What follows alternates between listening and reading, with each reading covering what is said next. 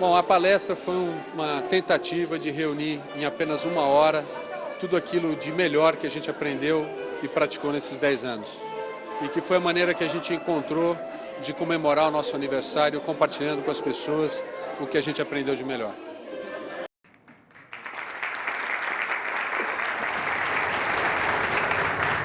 Boa noite a todos. Essa é uma noite muito especial para nós. Nessa noite, a Luzil comemora o seu 10º aniversário. Para nós, que competimos num setor com tantas consultorias e tantas empresas, com tanta competência em gestão, em planejamento e gestão da estratégia, conseguir estar esses 10 anos crescendo para nós é uma vitória muito grande. Nesses 10 anos, nós atendemos mais de 50 empresas diferentes e realizamos mais de 150 projetos.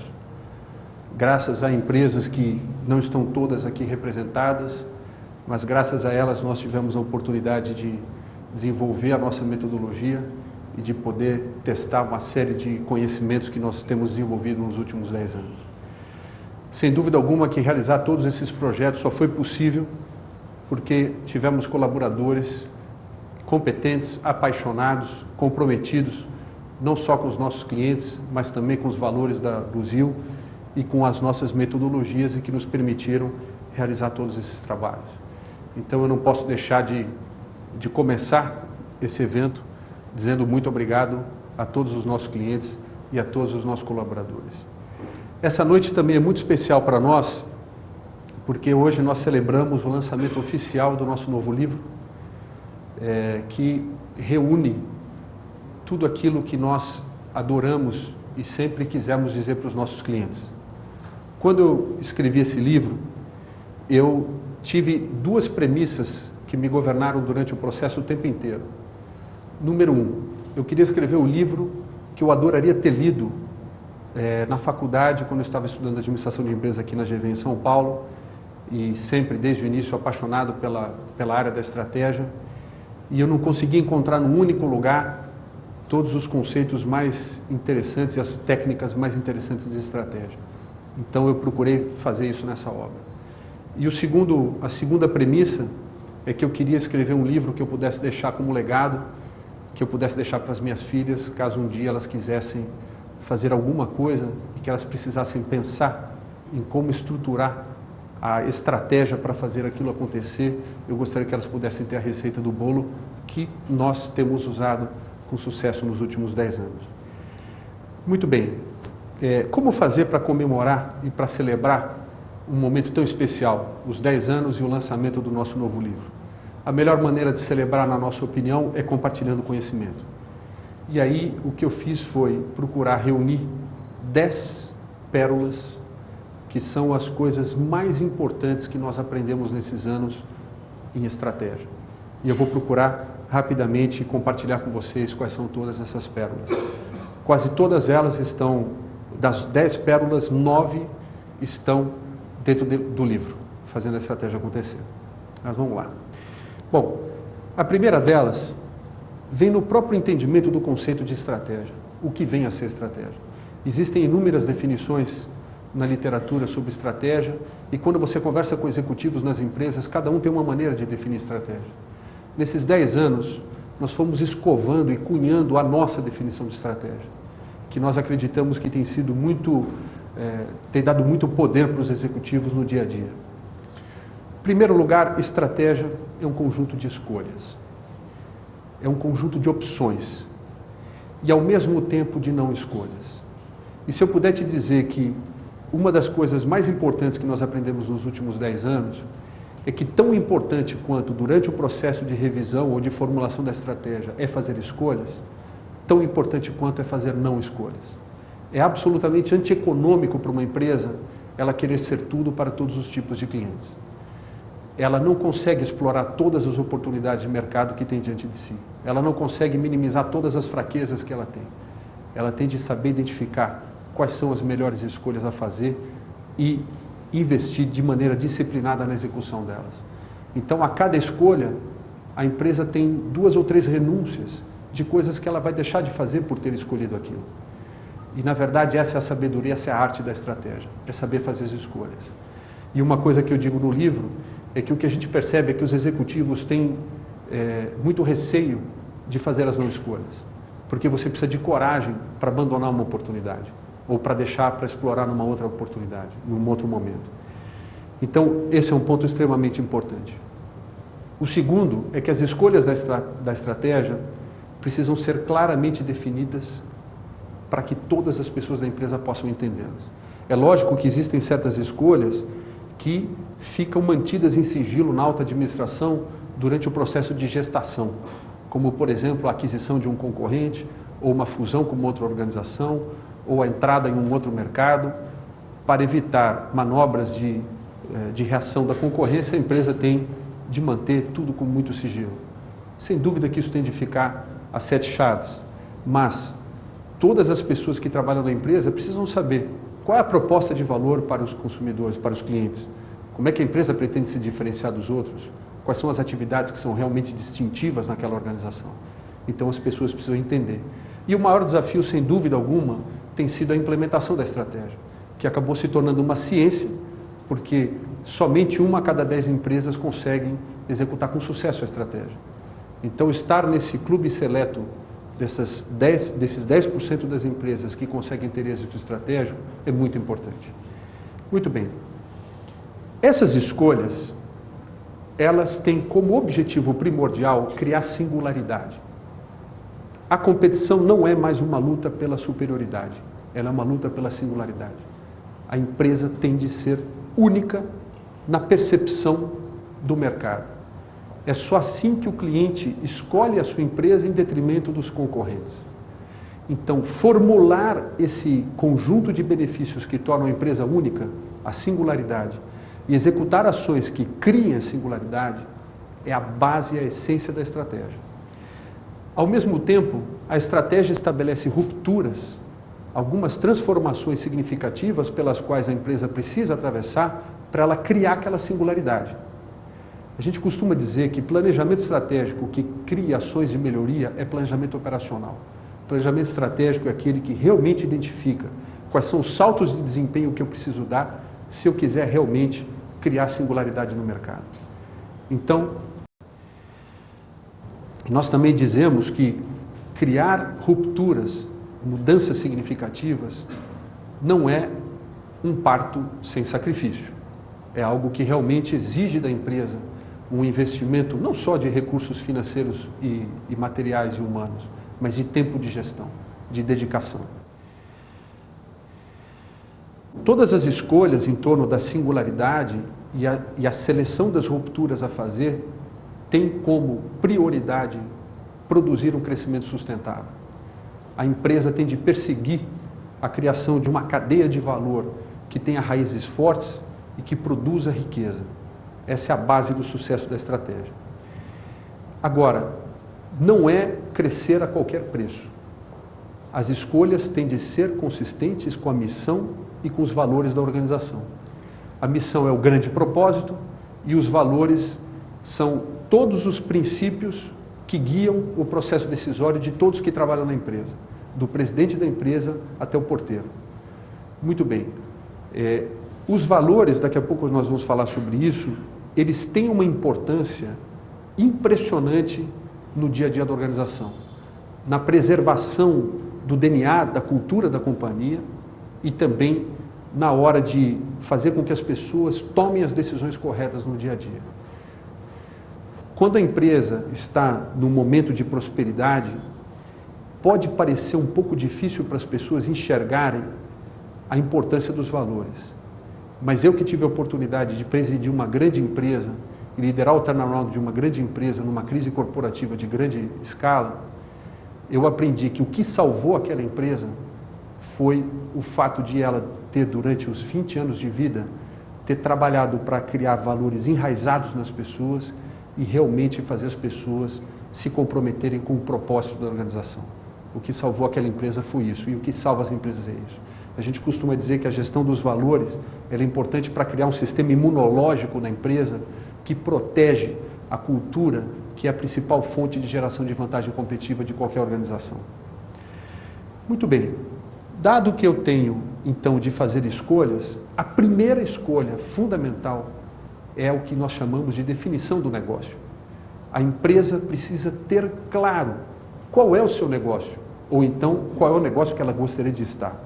A maneira como você define o seu negócio governa todas as outras escolhas da estratégia. Então, só para dar 2 exemplos, um exemplo é de uma empresa que a gente admira muito, um cliente nosso, a Richards, e que eu aprendi muito sobre esse assunto com eles.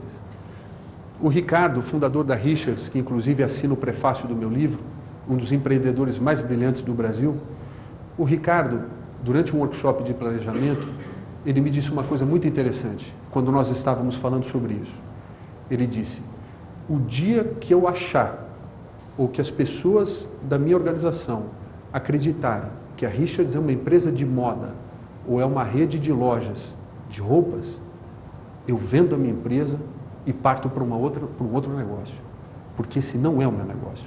O meu negócio, na verdade, é oferecer um estilo inconfundível de levar a vida. É isso que faz com que todas as escolhas que nós fazemos, da maneira como nós montamos uma loja, a decisão de sortimento, de mix de produtos e serviços, faz toda a diferença. Outro exemplo que eu trabalho também no livro é o exemplo da Starbucks Coffee. A Starbucks, quando foi criada pelo Howard Schultz lá atrás, ele fez uma definição muito clara para o negócio. Ele queria que a Starbucks fosse o terceiro lugar na vida das pessoas, depois do trabalho e da casa, um lugar onde você pudesse ir passar bons momentos. E esse terceiro lugar, ele seria um lugar de uma boa experiência em torno da melhor xícara de café. No meu livro, eu discorro um pouco sobre as causas que levaram a Starbucks à crise que ela vivenciou recentemente e que culminou no fechamento de centenas de lojas da rede.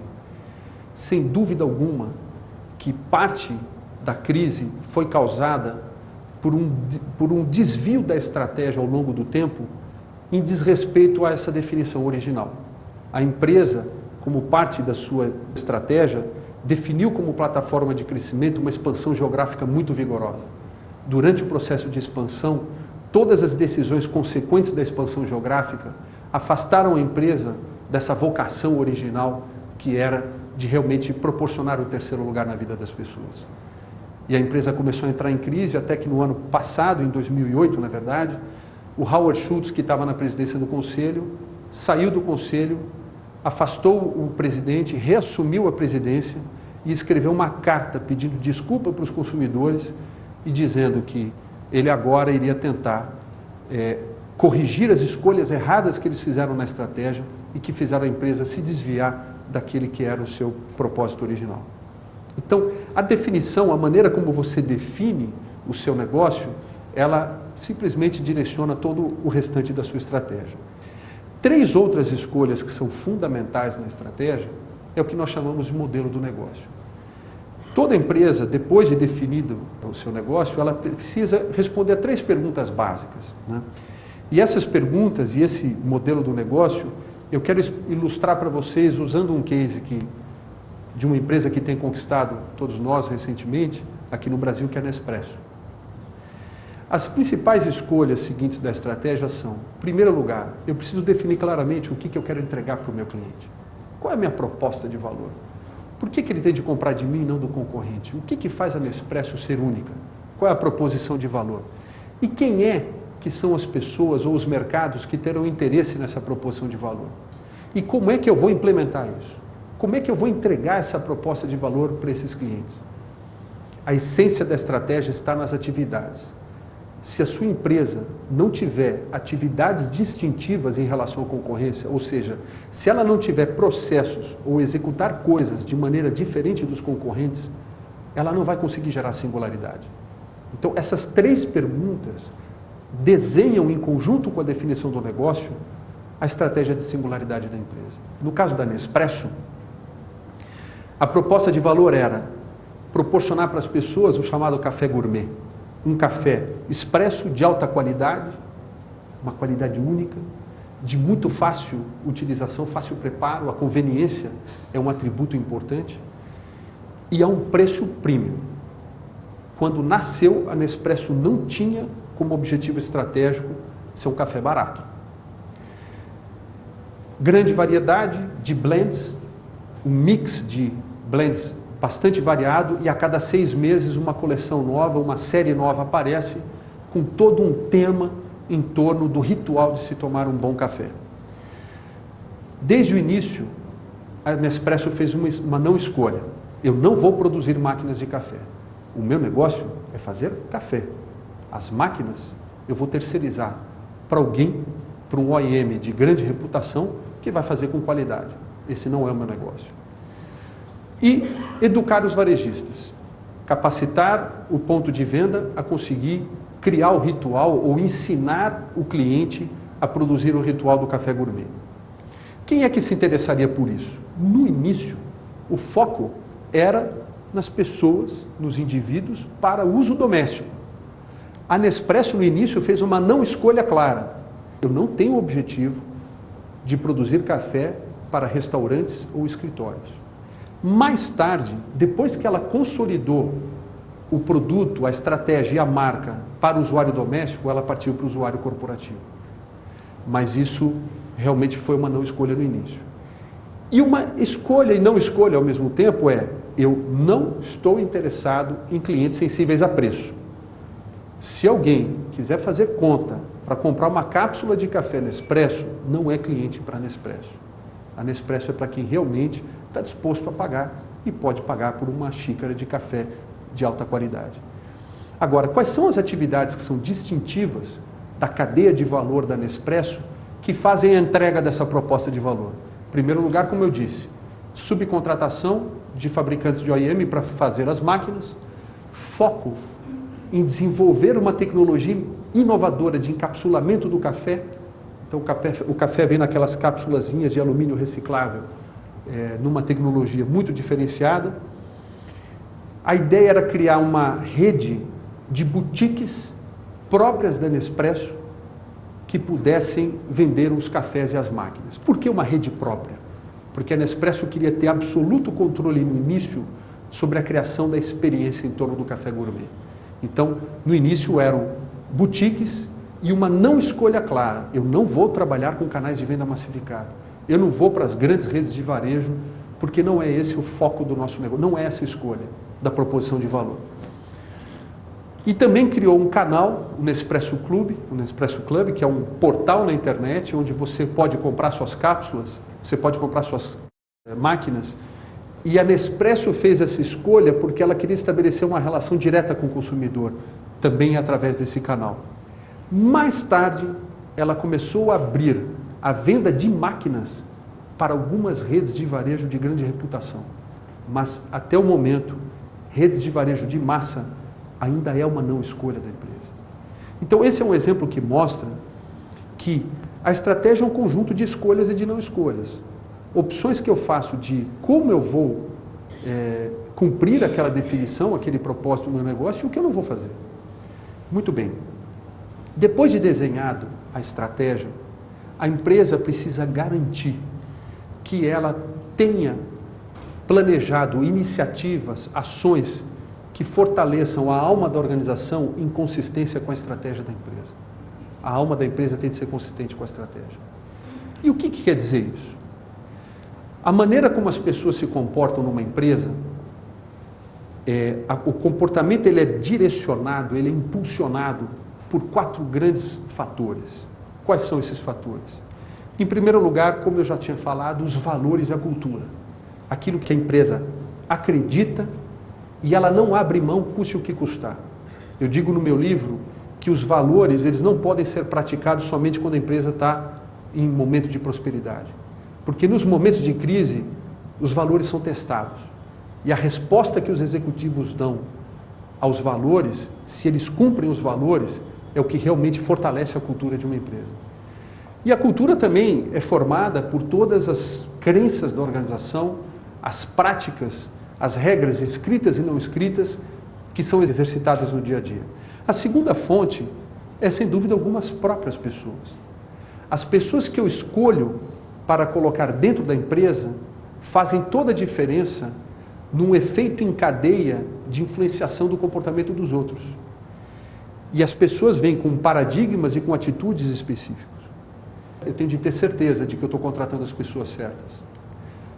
A terceira é a maneira como eu coloco as pessoas para trabalhar. É a maneira como eu estruturo a organização e como eu desenho a cadeia de processos. Como eu falei, aqui é que entra a distinção. Aqui é que entram os diferenciais da empresa em ação. E, por último, os indicadores que eu utilizo para mensurar o desempenho, para avaliar o desempenho e perceber se os efeitos das ações estão direcionando a empresa no sentido da estratégia, e como eu reconheço as pessoas pelo esforço. E aqui eu não estou falando só de reconhecimento pecuniário. Os incentivos não financeiros, na nossa experiência, têm mais impacto do que os incentivos financeiros, embora isso possa parecer surpreendente. Muito bem. Portanto, o que nós temos aprendido é que se você precisa ou pretende mudar o comportamento das pessoas na empresa para aumentar o nível de aderência do ambiente organizacional com a estratégia, não adianta ficar pedindo para elas mudarem o comportamento. Porque falar não adianta. Não adianta você chegar para as pessoas e dizer: puxa, vocês precisam ser mais inovadoras. Todos vocês precisam ser socialmente responsáveis. Na verdade, você tem de mudar ou fazer mudanças nessas 4 peças desse quebra-cabeça que criam o ambiente organizacional adequado. Esse ambiente organizacional que, como o Sumantra Ghoshal, que pouco antes de morrer dava aula na London Business School, ele apelidava de o smell of the place, o cheiro do lugar. Quando você entra numa empresa, você sente o cheiro do lugar, o ambiente organizacional, a alma da empresa, que ela é consequência dessas 4 coisas. E eu tenho de garantir que essas 4 coisas sejam consistentes com a estratégia, porque a estratégia não terá sucesso se ela não for suportada por esses 4 elementos. Muito bem. Dado que eu tenho, então, uma estratégia e a base para garantir a execução da estratégia, uma coisa que tem nos surpreendido nesses últimos 10 anos é o esforço das empresas em tentarem ser o que nós chamamos de ambidestras. E o quanto é difícil fazer isso. Ser uma organização ambidestra, o ambidestro é aquele que escreve com a mão direita e com a mão esquerda. É uma empresa que escolhe 2 estratégias diferentes para o mesmo negócio. Então, por exemplo, eu tenho uma estratégia A, que para suportar essa estratégia eu tenho um ambiente organizacional A. E aí eu tenho uma outra estratégia B, que tem um outro ambiente organizacional B para suportar essa estratégia. Conseguir fazer essas 2 coisas ao mesmo tempo é muito difícil. Então, por exemplo, imagine que uma empresa escolha como estratégia a diferenciação pelo melhor produto ou melhor serviço. E porque ela começa a enfrentar perdas para concorrentes de baixo custo, baixo preço, a estratégia do low cost, low fare, ela cria uma operação de baixo custo. Então, com a mão esquerda, ela está tentando se diferenciar pelo melhor produto, pelo melhor serviço. E com a mão direita, ela está tentando se diferenciar pelo melhor preço. Fazer as 2 coisas ao mesmo tempo é muito difícil. E existem inúmeros casos que nos ensinam isso. Os principais deles são companhias aéreas. Uma sequência de companhias aéreas que começaram a ver os concorrentes de baixo custo entrando em ação e resolverem imitá-los. Então, a Continental Airlines, por exemplo, criou uma divisão de baixo preço, a British Airways criou a sua Gol, né, só falta o L, e a United Airlines criou a TED, sua operação de baixo custo. Todas elas fecharam. Todas elas não deram certo, porque ela não conseguiu criar os 2 ambientes organizacionais adequados, operando dentro de uma mesma estrutura, de uma mesma cadeia de valor, para entregar estratégias distintas. Mas isso não significa que seja impossível ser uma organização ambidestra.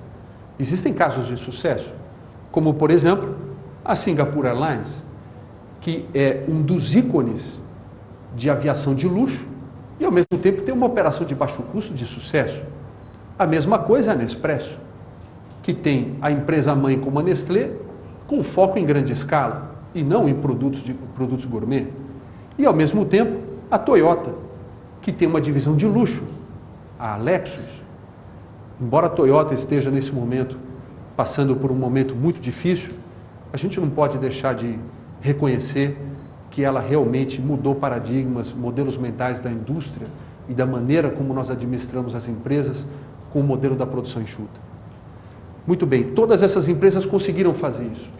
Mas quando você examina esses casos, o que você identifica em todos eles? Que essas empresas conseguiram criar ambientes organizacionais distintos, muitas vezes tratando essas duas empresas, essas duas operações como empresas diferentes, como unidades completamente autônomas e distintas. Quem é o diretor de RH da Nestlé não é o mesmo diretor de RH da Nespresso. E não pode ser. Porque quem contrata ou quem pensa o modelo de incentivos para uma empresa de baixo custo, baixo preço, não pode ser a mesma pessoa que contrata para uma empresa que tem como foco na diferenciação e na inovação. São modelos mentais diferentes. Muito bem. O que nós temos dito nesses 10 anos é que as empresas que vão vencer no futuro são aquelas que entendem profundamente de gente, que entendem do cliente e que entendem dos seus colaboradores. Alguns anos atrás, nós procuramos encontrar respostas a perguntas que muitas vezes são importantes quando você vai desenhar a estratégia de uma empresa. Por que as pessoas fazem o que elas fazem da maneira como elas fazem? O que influencia as decisões das pessoas? O comportamento das pessoas? Qual é a verdadeira motivação de comprar, de se relacionar, de trabalhar em equipe? O que liga uma pessoa a uma marca? O que faz com que ela estabeleça identidade com um determinado produto ou outro? Nós nos associamos, fizemos uma parceria estratégica com a Archetype Discoveries Worldwide, há alguns poucos anos atrás, e nós realizamos alguns projetos nos Estados Unidos e no Brasil, que tinha como objetivo responder essa pergunta. A Archetype, ela tem o método mais sofisticado do mundo de descoberta de arquétipos culturais que nos ajudam a explicar por que as pessoas agem como elas agem. Fica em Nova York essa empresa, e são alguns arquetipologistas culturais com muita experiência. Muito bem, o que nós aprendemos aqui? Nós aprendemos o seguinte: na cultura em que você é criado, você aprende na sua infância significado para todas as coisas da vida. Produtos como automóvel, café, cozinha, casa, temas como paternidade, liderança, gravidez adolescente, marcas como Coca-Cola, Volkswagen e assim por diante.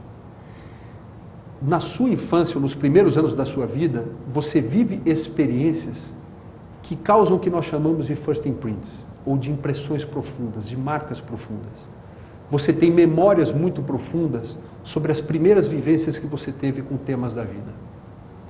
Só que o problema é que esse significado que se constrói, ele vai para o nível inconsciente. Porque anos se passam, você cresce, você começa a tomar decisões, aprender a tomar decisões baseado numa dimensão do cérebro que é o córtex, que é a lógica racional, e toda a sua lógica límbica, emocional e reptiliana, que são outras dimensões do cérebro, começam a ficar em segundo plano. Muito bem, o que a Archetype faz? Ela desenvolveu um método em que ela faz uma espécie de grupo de profundidade, chamada de Imprinting Session, onde ela tenta descobrir as primeiras impressões. E nessa investigação, ela descobre qual é o significado que as pessoas atribuem e elas não conseguem explicar nos focus groups e nas pesquisas quantitativas, porque não está no nível consciente, e que cria um sistema de referências que faz com que ela tome decisões no dia a dia para todos aqueles conceitos. E aí, ela ajuda a empresa a desenhar a estratégia, tanto de produto quanto de distribuição e de posicionamento em comunicação e marketing, para ativar aqueles significados de maneira a motivar as pessoas em torno da sua marca, do seu produto ou do seu serviço. Nós vivenciamos uma série de experiências com eles. Um caso muito interessante, só para ilustrar o que a gente quer dizer aqui, foi a descoberta do Código Cultural do Automóvel nos Estados Unidos. A Chrysler contratou a Archetype numa época em que toda a indústria automobilística achava que os sedãs iriam desaparecer, porque o consumidor estava preferindo as SUVs, os utilitários esportivos.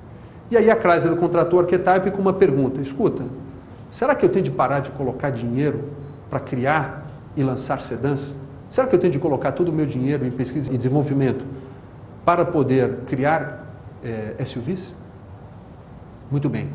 A Archetype foi responder a pergunta.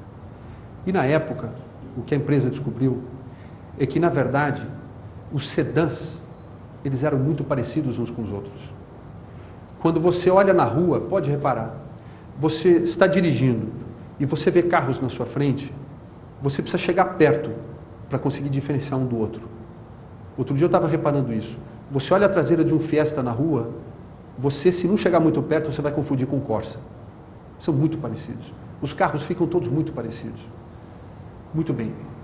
O que as pessoas declararam, demonstraram nas Imprinting Sessions, que era o significado que elas atribuíam no inconsciente ao automóvel, se resumia numa única palavra: identidade. Para elas, o carro é uma expressão da identidade pessoal, de quem é você, de como você é, aonde você chegou na sua vida. Então a resposta da Chrysler foi: os sedãs não vão desaparecer, mas o que você pode fazer para ter sucesso em sedã é criar automóveis que tenham identidade, porque é isso que as pessoas no fundo querem. A resposta da Chrysler a essa pesquisa foi a criação do PT Cruiser, que é um dos maiores sucessos da indústria automobilística americana recente. Para vocês terem uma ideia, a própria Chrysler achava que o projeto era tão difícil de dar certo que eles destinaram a produção do PT Cruiser para uma parte de uma planta da Chrysler no México que estava ociosa, com uma capacidade muito limitada de produção. No fim das contas, eles tiveram de mudar todos os planos porque a venda foi surpreendente. E é isso que faz com que carros como o Mini Cooper sejam um sucesso. Outro dia eu estava no aeroporto de Congonhas e tinha lá o Mini Cooper e o Cinquecento da Fiat em exposição. E aí, pessoas ali encantadas com o carro e perguntando: escuta, quanto custa o carro? É um Mini Cooper a partir de R$90 mil, mas a versão que os homens mais gostam custa 120 mil, que tem todos os brinquedinhos que eles adoram. O Cinquecento também, ele começa uns 70 mil e vai até uns 120, 110, 120 mil reais. E aí as pessoas diziam: quem é o louco que paga 120 mil reais num carro pequeno? Porque com 120 mil reais ele compra um carro de luxo, um carro grande, super bem equipado. Precisa ser louco mesmo. E até eu, na hora do aeroporto, tirei uma foto do carro e pus no meu Twitter.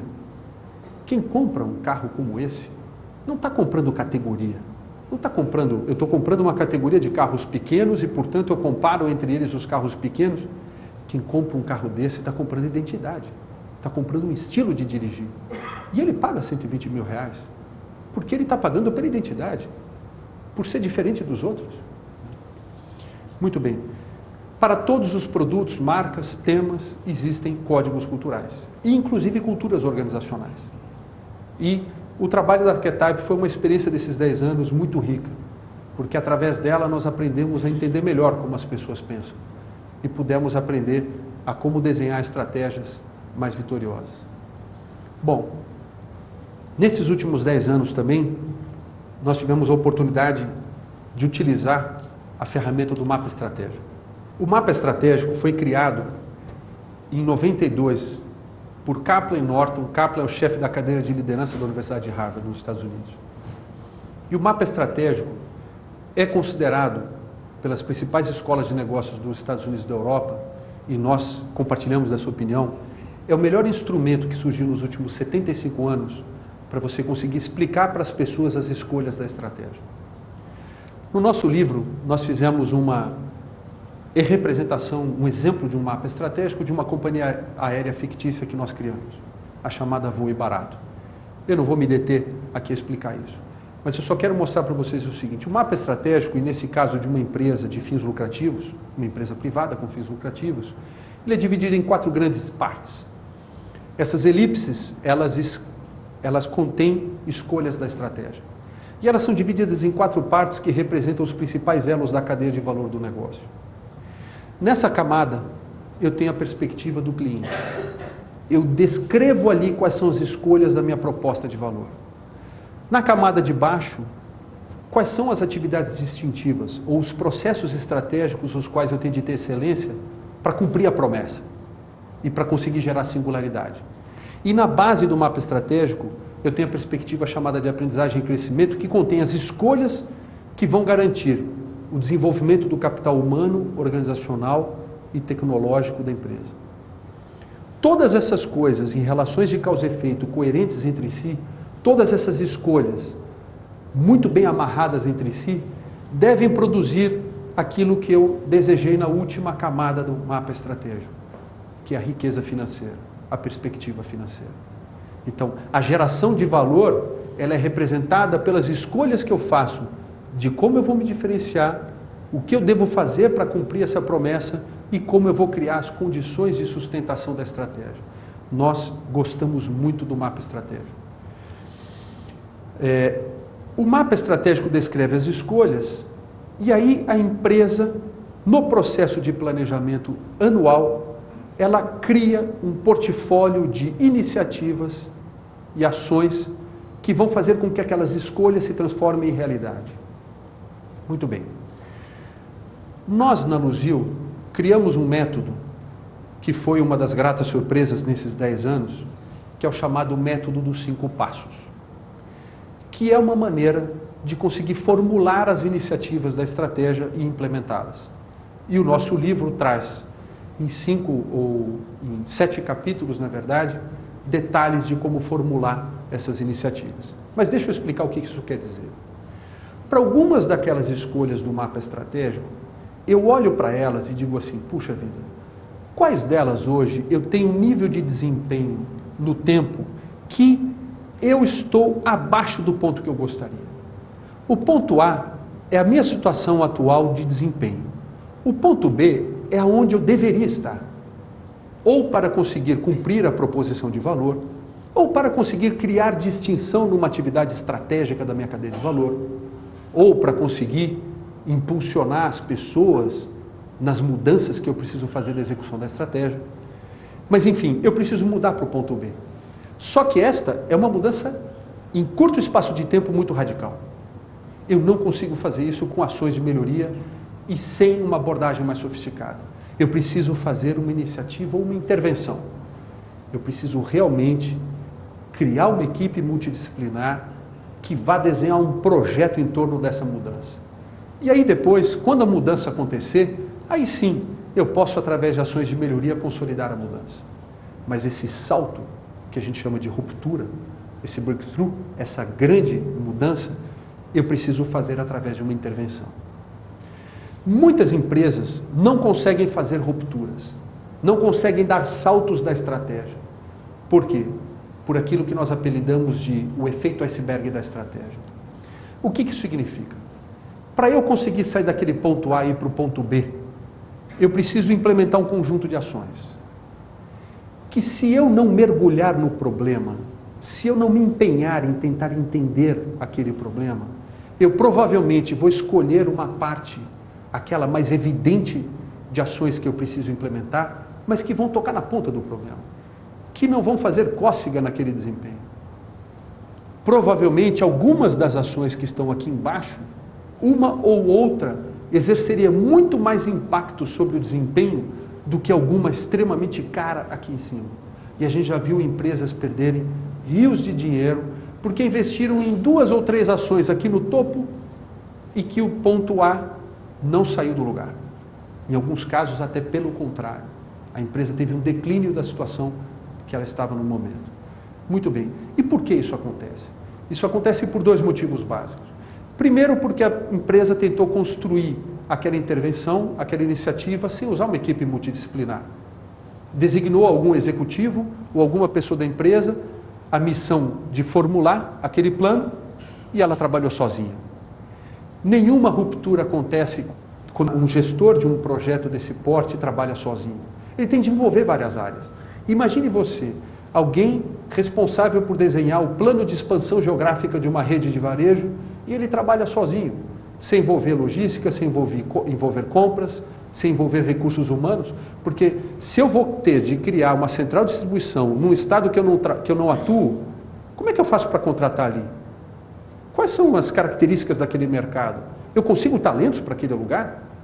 Quantas e quantas redes internacionais de hotéis compraram hotéis na costa do Sauípe, ou montaram infraestruturas hoteleiras maravilhosas na costa do Sauípe e tiveram problemas graves, porque elas não tinham mão de obra ali para fazer uma comida de qualidade para um hotel 5 estrelas.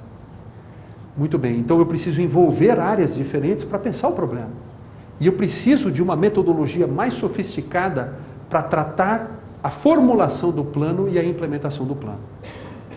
O nosso livro, ele traz um método que nós desenvolvemos e temos aplicado nos últimos 10 anos nas empresas e que nós chamamos de um método Luzia dos 5 passos. Eu vou explicar rapidamente, na verdade, essa uma página conta a história toda que nós escrevemos em alguns capítulos desse livro. Mas, resumidamente, o que esse método diz? Ele diz assim, olha, antes de você sair realizando ações que vão te levar do ponto A para o ponto B, você precisa, em primeiro lugar, entender qual é o escopo, a envergadura da intervenção. Qual é aquele salto que você quer dar? Você precisa dimensionar qual é o tamanho do salto, o prazo que tem de ser dado, qual é o desafio por trás daquela intervenção, o que significa aquilo para aquela empresa, o que aquela equipe multidisciplinar tem de entregar no final da intervenção e quais são as grandes premissas, as condições que ela tem, as regras do jogo que ela tem de seguir durante a execução. Todas essas características nós reunimos em uma ferramenta de trabalho que nós temos um capítulo que ensina a usar essa ferramenta, que é o chamado diagrama de escopo. Dado que eu tenho o norte definido de aonde eu quero chegar, eu antes de sair fazendo ações, eu ainda preciso entender por que eu estou no ponto A e não no ponto B. Eu preciso fazer o que no passo 2 nós chamamos de diagnóstico dos fatores críticos a trabalhar na execução. Isso significa o seguinte, eu tenho de entender que barreiras hoje, internas e externas da empresa, me impedem de estar no ponto B. Na trajetória de levar a empresa do ponto A para o ponto B, o que é que eu vou enfrentar de riscos que podem colocar tudo a perder? E que eu posso ter de tomar alguma decisão de me antecipar criando ações de mitigação desses riscos? Quais são os recursos favoráveis que eu posso explorar para conseguir dar esse salto? E que oportunidades externas eu posso explorar para fazer essa transformação? Todas essas respostas nós reunimos numa segunda ferramenta de trabalho que nós apelidamos de diagrama de fatores críticos a trabalhar. No livro, nós também fizemos uma customização do diagrama da espinha de peixe de Chical, no diagrama de causa e efeito, nós fizemos uma customização para ajudar as pessoas a conseguirem identificar fatores críticos e popularem esta ferramenta aqui. Muito bem. Dado então que eu já tenho o norte e sei por que eu estou aqui e não ali, eu parto para a criação do plano. Começando desenhando o que nós chamamos de ações táticas, que é o roteiro de batalhas a vencer. Quais são as grandes batalhas que eu vou ter de vencer nesse processo? E aí depois eu parto para o detalhamento de todas as ações que vão operacionalizar as batalhas. Como é que eu vou vencer essas batalhas? Como é que eu executo isso? Como é que eu realizo isso? E aí eu parto para a definição das ações operacionais, com designação de responsáveis, prazos, se eu vou precisar de recursos ou não, quanto vai custar. Muito bem. Tudo isso numa ferramenta de plano de ação, a ferramenta tradicional que as empresas estão acostumadas a trabalhar de plano de ação, mas que nós fizemos uma customizaçãozinha nela para ter ali tudo aquilo que a gente aprendeu que um gestor precisa ter na hora de implementar uma iniciativa. O quinto passo é a avaliação da consistência do plano. Nós criamos um roteiro que faz com que o gestor pegue todas as escolhas que ele fez nos 4 passos, cruze essas escolhas entre si e verifique se ele não esqueceu de nada. Se o plano vai de fato produzir a ruptura desejada, se vai estar entregando tudo aquilo que foi encomendado, se todas as barreiras foram tratadas ou não, enfim, realmente verificar a consistência do plano. Então, dado que eu fiz escolhas, eu preciso executar essas escolhas. E esse pode ser um caminho. Muito bem. Durante o processo de formulação e de execução da estratégia, de execução dos 5 passos e de definição do modelo do negócio, de avaliação da estratégia, nós temos nos deparado com o que nós chamamos de a síndrome da complexidade predatória. Na nossa opinião, essa é a principal doença empresarial contemporânea com que as empresas têm se debatido nos últimos anos. O que quer dizer isso? As empresas não percebem que ela tem de fazer escolhas. O jogo de varetas, que está na capa do livro, ele tem essa metáfora. Quando você jogava aquele jogo de varetas na sua infância, e você tinha de buscar tirar daquele bolo a vareta preta, né? Então você ganha o jogo quando você tira a vareta preta. Para você chegar na vareta preta, você tem de tirar algumas outras no meio do caminho. E você só consegue tirar uma por vez. E você tem de ter foco na sua seleção. Você não consegue tirar várias varetas de uma vez. É muito impressionante. As empresas criam listas de iniciativas, listas de intervenções. Teve uma empresa que nós tivemos há 1 ano e meio atrás, e que numa conversa com o presidente, eu perguntei para ele, numa entrevista inicial, quantas iniciativas a sua empresa definiu para os próximos 12 meses? Ele disse, nós temos aqui uma lista de 76 projetos. E todos eles, eu como presidente, me envolvo de alguma maneira, direto ou indiretamente. Eu disse para ele, você está sofrendo da doença da complexidade predatória. Porque eu vou te dizer, é impossível implementar 76 iniciativas por vez. Na nossa experiência, nenhuma empresa suporta mais do que meia dúzia ou 7 intervenções num ano. E você quer conduzir 76 projetos. Sabe o que vai acontecer? Não vai dar certo. Não, mas olha, nós criamos aqui um escritório de projetos, nós temos PMOs aqui, todos executivos de primeira linha, formados em gestão de projetos, e vai dar tudo certo. Eu falei, não vai, sabe por quê? Porque existe um recurso que é o mais escasso da sua organização hoje, que é o chamado tempo de gestão. Você não vai conseguir se dedicar para todas elas. Então, saber selecionar as iniciativas e dar foco nelas é muito importante.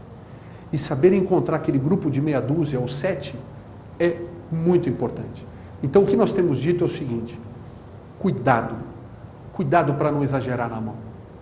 É muito melhor e muito mais eficaz para o desempenho de uma empresa você fazer 6 ou 7 projetos muito bem feitos do que dezenas de projetos mal feitos e que não provocam ruptura e, na melhor das hipóteses, provocam melhoria contínua. Bom, a última pérola é que nós temos aprendido que gerir a estratégia é gerir a mudança. E o grande desafio é como mobilizar as pessoas em torno da mudança. Normalmente, todas as empresas, executivos e programas de gestão de mudança, eles levam em conta no processo o lado racional da mudança. Aqueles aspectos, ambiente organizacional, da alma da organização que eu mostrei para vocês. Só que existem aspectos que são aquilo que a gente chama de um lado irracional da mudança, que a empresa tem de considerar num processo de mudança, na execução de uma estratégia. Por quê? Porque, por incrível que pareça, as pessoas nem sempre se comportam de forma coerente com aquilo que elas dizem. A gente aprendeu com o Dr. Rapalli da Archetype Discovery Worldwide que as pessoas, que o problema dos focus groups e das pesquisas quantitativas é que as pessoas não falam tudo. E tem aspectos, paradigmas, modelos mentais que nem elas se dão conta e que muitas vezes são diferentes dos modelos mentais da estratégia. E aí na execução o choque acontece. É como você ter um executivo que toda a história dele foi voltada para vendas, para girar o estoque da empresa, e você coloca esse executivo para pensar a satisfação do cliente e para conseguir direcionar os esforços em torno de um melhor relacionamento com o cliente. Se ele tiver um viés de vender, vender, vender e só vender, ele vai ter dificuldade de conseguir comprar esse projeto. Nós já participamos de projetos grandes em que nós enfrentamos esse tipo de situação. Porque o modelo mental dele, para o qual ele foi treinado, era diferente do modelo mental da estratégia. Muito bem. Então, esses conflitos acontecem. Portanto, o que nós temos aprendido é que gerir a mudança é gerir as percepções.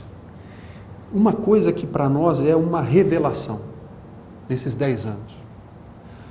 O que mais influencia o desempenho das pessoas é a maneira como elas percebem os fatos. É a maneira como os fatos ocorrem para elas. Então, na verdade, A estratégia, ela tem uma percepção desejável. Ela cria, através das suas escolhas, a percepção que você gostaria que todos estivessem alinhados em torno dela. Qual é a percepção que as pessoas têm daquela estratégia? Gerir esse alinhamento é o aspecto mais importante do processo de mudança.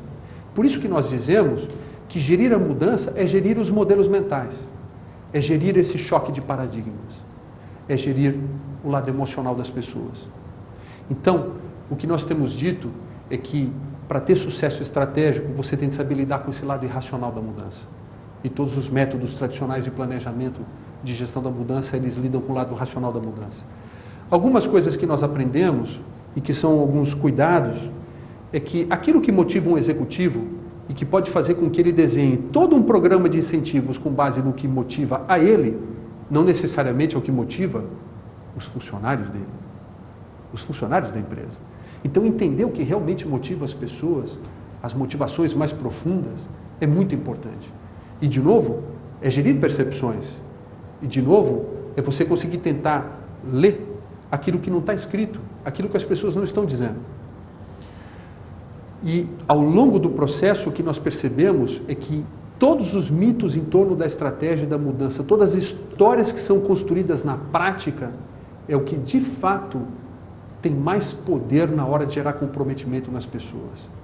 Então, todos os atos simbólicos da liderança, ou todas as vivências que as pessoas percorrem na execução da estratégia, é o que fazem mais diferença. E o mais interessante é que, durante os processos de planejamento estratégico, nós nos deparamos com uma situação curiosa. As empresas tendem a, automaticamente, achar que os verdadeiros agentes das mudanças, ou da mudança, são os líderes. E aí procuram investir todo o foco, toda a energia nos líderes. E o que a gente percebeu é que, muitas vezes, a estratégia deslancha quando você desce no nível hierárquico e você dá alguns planos de ação para pessoas que têm mais vontade de participar da mudança e que têm uma percepção diferenciada da oportunidade que elas estão tendo dentro de si. Então, olhar para as outras pessoas é muito importante. Outra coisa que nós temos aprendido é que dinheiro não é a recompensa mais poderosa. Pequenas atitudes, pequenos gestos de reconhecimento no dia a dia do processo são o que de fato geram comprometimento. E aí a gente vê empresas gastando muito dinheiro em programas de bonificação, de remuneração variável, e o desempenho é sofrível. É sofrível porque só dar dinheiro para as pessoas não é o que realmente as inspira para mudar. Tem outras coisas que você precisa preencher nas pessoas para elas conseguirem se motivar. E também nós aprendemos que boas intenções não são suficientes. Não adianta ter a vontade de mudar. A coragem é criada com movimento. E isso é feito quando a empresa realmente ela cria fóruns de estratégia, comitês onde ela discute as dificuldades e o que deu certo na implementação da estratégia. Na prática é que a mudança acontece. Se eu pudesse dizer para você o que é que para os próximos 10 anos provavelmente vai ser o foco da nossa empresa, o foco dos nossos esforços, vai ser de justamente entender melhor o que é que mobiliza as pessoas. Porque formular a estratégia ou reestruturar a estratégia, os métodos que existem e que estão aí à nossa disposição, todos já são muito bons. Só precisam de uma customização adequada para a característica de algumas empresas. Agora, o que realmente ainda é um elo perdido, o que a gente tem percebido que ainda realmente as empresas têm muita dificuldade, é de conseguir mobilizar as pessoas. E aí entender como fazer isso é um objetivo estratégico da Luzil para os próximos 10 anos. Muito bem, agora 54 minutos, agora é a hora da gente ir tomar um bom prosecco, tomar um bom vinho. Eu convido vocês então para a Sala Burle Marx, onde a gente vai tomar um bom vinho e vamos comemorar. Pessoal, muito obrigado pelo tempo de vocês e espero te encontrar ali daqui a pouquinho. Obrigado.